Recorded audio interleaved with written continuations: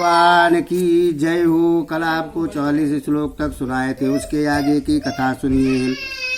गुहमेवं ब्रुवाणं तेम राघवः प्रत्युवाचः अचिरताश्चैव हृष्टाश्च भवता सर्वदा वयं पदभ्यामी गामाच्चैव स्नेह संदर्शनेन चा।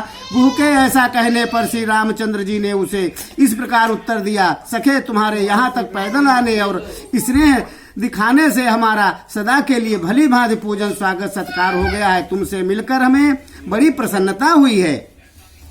भुजाभ्याम साधुव्रताभ्याम पीडयान वाक्यं ब्रवीत। भुजाभ्याम साधुव्रताभ्याम पीडयन वाक्यमं ब्रवीत। दृष्ट्या त्वां गुह पश्यामि ह्वारोगं सह बान्धवैः अपि ते कुशलं राष्ट्रे मित्रेषु च वनेषु च।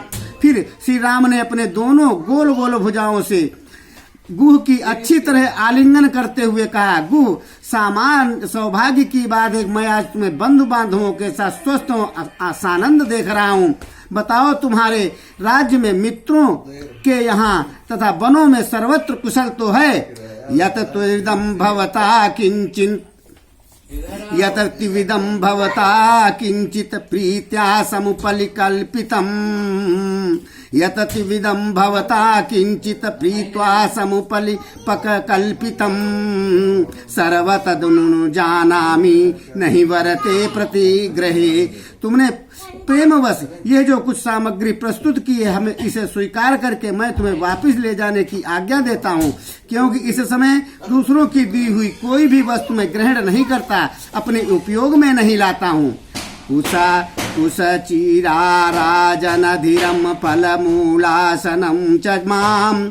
कुशचिराजीनाधरं फलमूलासनं च मां। विधिम प्रणहितं धर्मे तापसं वनगोचरं। वलकल और मृगचर्म धारण करके फल फूल का आहार करता हूँ और धर्म में स्थित रहकर तापस वेश में वन के भीतर ही विचरता हूँ। इन दिनों तुम मुझे इसी नियम में स्थित जानो। स्थित जानो। ये अश्वानाम खादेनाहामरथीम नानेन केनचित्। अश्वानाम खादनेहामरथी नानेन केनचित्। एतावतात्र भवता भविष्यामि सुपूजितः। अश्वानाम खादनेनाहमरति नानेन केनचित्। एतावतात्र भवता भविष्यामि सुपूजिता। इन सामग्रियों को जो घोड़े के खाने पीने की वस्तु है, उसी को इस समय मुझे आवश्यकता है, दूसरी किसी वस्तु की नहीं। घोड़ों को खिला पिला देना मात्र से तुम्हारे द्वारा मेरा पूर्ण सत्कार हो जाएगा। एते ही दयताराज्ञाः एते ही दयताराज्ञाः पितृदशरथस्य मे। एते ही दयताराज्ञाः पितृदशरथस्य मे। एतेषु विहृतयश्च भविष्याम्यहमर्चिताः। ये घोड़े मेरे पिता महाराज दशरथ के बहुत प्रिय हैं। इनके खाने पीने का सुंदर प्रबंध कर देने से मेरा भली भांत पूजन हो जाएगा। अश्वानाम प्रतिपानम चाखादनम चसोन्सवात। अश्वानाम प्रतिपानम चाखादनम चैव शाश्वसात्। ग्रहस्त्रैव पुरुषास्वरितरितं दीयतामिति। गुहस्त्रैव पुरुषास्त्वरितं दीयतामति। तब गुह ने अपने सेवकों को इसी समय यह आज्ञा दी कि तुम घोड़ों को खाने पीने के लिए आवश्यक वस्तु शीघ्र ला करके दो। तत क्षीरोत्तर सांगा तत क्षीरोत्तरार संगा संध्या मन्यवास्य पश्चिमाम। तत क्षीरोत्तरा संगा संध्या मन्यवास्य पश्चिमाम। जलमेवा ददे भोज्यम लक्ष्मणेनाहृतं स्वयं। तत्पश्चात वलकल का उच्चतरीय वस्त्र धारण करने वाले श्री राम ने सायंकाल की संध्या उपासना करके भोजन के नाम पर स्वयं लक्ष्मण का लाया हुआ केवल जल मात्र ही पी लिया। तस्य भूमौ शयनास्या पादौ प्रचालय लक्ष्मणा, तस्य भूमौ शयनास्या पादौ प्रचालय लक्ष्मणा, सभार्यस्य ततोऽभ्यत तस्थो व्रचमुपाश्रितः।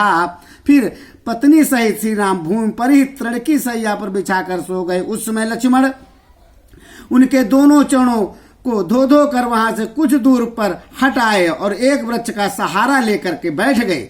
गुहो अपि सूतेना गुहो अपि सह सूतेना सौमित्र मनुष्य भाषयन्, गुहो अपि सह सूतेना सौमित्र मनुष्य भाषयन्, अन्वजाग्रति ततो रामं प्रमतो धनुर्धारः।